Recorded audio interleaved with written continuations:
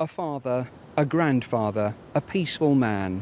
Alan Greaves was walking to church on Christmas Eve to play the organ at midnight mass. Also out that night, Ashley Foster and Jonathan Bowling. This footage shows Alan walking across the street. Just a few seconds later, the two young men appear. Afterwards, out of sight of any cameras, Alan was savagely beaten. 22-year-old Jonathan Bowling admitted murder.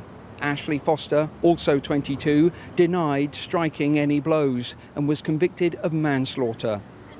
Mr. Greaves' family were in court. Despite their loss, his widow Maureen urged forgiveness.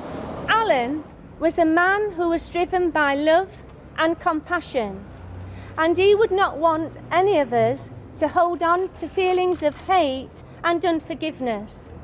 Alan was a wonderful man who is so dearly missed, and our lives will never be the same again.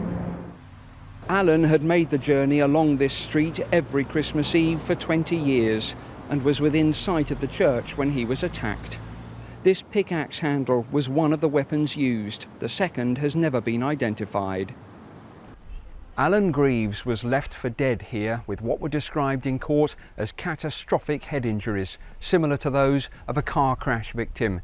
He was beaten so hard that during the post-mortem, a piece of wood from the pickaxe handle was found embedded in his skull. The vicar waiting at the church that night was told in the early hours of Christmas Day that Alan was fighting for his life in hospital.